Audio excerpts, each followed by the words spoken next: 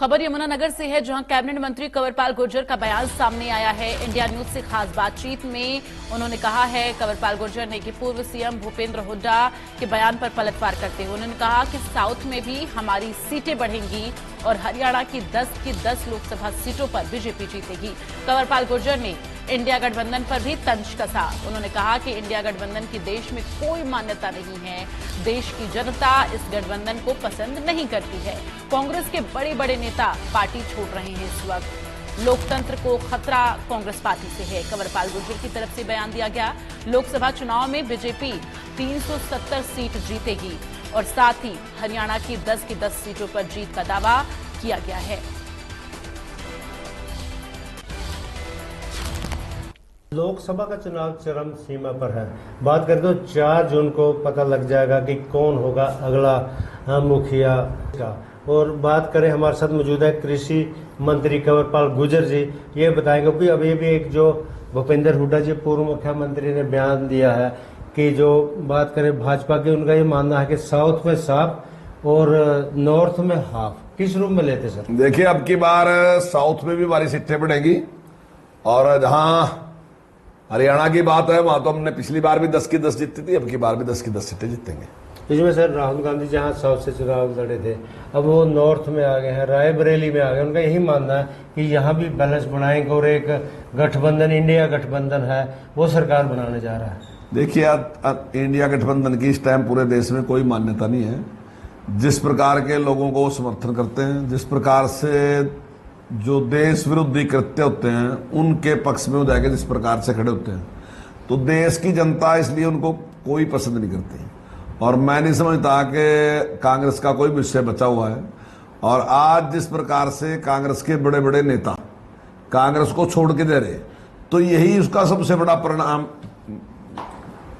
प्रमाण है कि लोग आज कांग्रेस से निराश हैं। लेकिन उनका तो यही मानना है कि ईडी का डर या एजेंसियों का या तो उन्हें अंदर दे दिया जाता है या डरा के अपने में शामिल किया जा रहा है। देखिए, अब कुछ ना कुछ तो बहाना बनाना ही पड़ेगा। ईडी का किस किस के खिलाफ कार्रवाई? जो लोग इतने कांग्रेस के छोड़ के गए, उन तो ईडी ने गया कुछ किसने? तो ईडी तो उनके पास नहीं। उनके तो मुख्यमंत्री लेवल के लोग पार्टी के छोड़ के चले गए।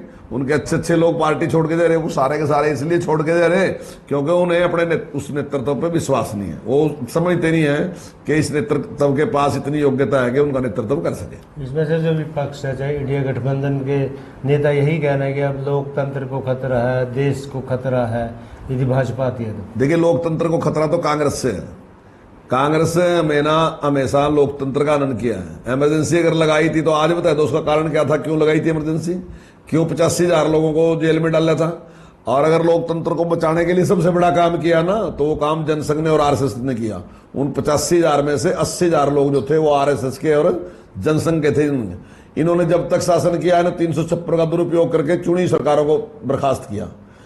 अगर चुनी सरकारों ने अपना कार्यकाल पूरा किया तो अटल बिहारी वाजपेयी के प्रधानमंत्री बनने के बाद कार्यकाल पूरा करना शुरू किया। नहीं तो चाहे चौधरी देवीलाल की सरकार 2 बार बनी, दोनों को बार तोड़ दी। चाहे प्रकाश सिंह बादल जी की सरकार बनी, दोनों बार तोड़ दी।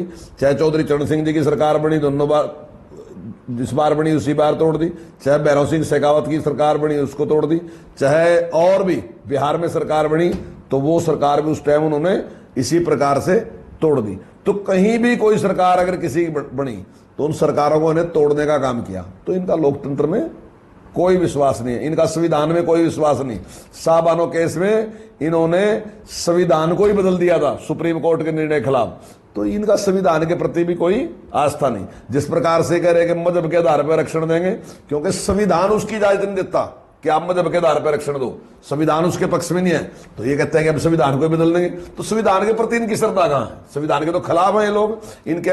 इनको कहीं भी इस प्रकार का लगता है कि जो इनकी सोच है, जो इनके वोट बैंक है, अगर उसमें संविधान इनको लगता है कि कहीं बाधा है तो ये संविधान को मानते ही नहीं, संविधान को बदलने नहीं लेते। हम संविधान में श्रद्धा रखते हैं, हम उसके प्रति हमारी आस्था है। हम डॉक्टर भीमराव अम्बेडकर के प्रति श्रद्धा रखते हैं क्योंकि उन्होंने देश के लिए जो काम किया। धारा 370 जो थी, डॉक्टर भीमराव अम्बेडकर जी ने उसका विरोध किया था, ये नहीं लगनी चाहिए। हम भी यही कह रहे थे नहीं लगनी चाहिए, कांग्रेस ने उसको लगाया था। तो इनकी श्रद्धा कहां है? ना इनकी श्रद्धा डॉक्टर भीमराव अम्बेडकर जी में है, ना ही इनकी श्रद्धा संविधान में है, ना ही इनकी श्रद्धा लोकतंत्र में। सर, लास्ट प्रश्न है। बीजेपी का नारा था 400 पार, वहां पर अटल है या क्योंकि 1 महीना हो चुका आपको प्रचार करते, तो कहां खड़े हैं? नहीं, बिल्कुल निश्चित तौर से आज तक मोदी जी ने जो भी बात कही लोगों ने उसको पूरा उतारा। कोई बात भी कह दी कोरोना के टाइम में, अगर ये कह दिया ना ताली बजाओ, तो लोगों ने ताली बजा दी, थाली बजाओ, थाली बजा दी, दिया जलाओ तो दिया जला दिया। अब मोदी जी ने कहा कि 370 सीटें देनी बीजेपी को, तो निश्चित तौर से 370 सीटें देश की जनता देगी। सर बात से बात निकले, आपने बात करी कोरोना काल की, अब प्रचार हो या अखबारों में खबरें आ रही कि जो मोदी जी ने फोटो हटा दी, जो कोरोना में जो दवाई दी, इससे हार्ट अटैक या लोगों की जाने जा रही है। बिल्कुल सफेद झूठ है, कोई नहीं है, उसके अच्छे परिणाम ज्यादा है। और जो लोग उसके जानकार हैं उन लोगों का मैंने लेख पढ़ा, उन्होंने कहा कि ठीक है कोई भी दवाई होती है उनका थोड़ा बहुत साइड इफेक्ट होता है, लेकिन उससे लाभ जो है वो ज्यादा है लाभ। ये बात उन्होंने डॉक्टरों ने कही, मैं तो डॉक्टर नहीं हूं। धन्यवाद सर। ये तो हमारे साथ कृषि मंत्री कंवरपाल गुर्जर जी ने बड़े विस्तार से बताया कि आने वाला समय भाजपा का है और जो 400 पार का नारा था उस पर पार्टी भी अटल है, तो लोगों का भी उन्हें पूरा भरोसा भी है और विश्वास, और जिस तरीके से लोगों में उत्साह है उनका यही कहना है कि आने वाला समय भाजपा का है।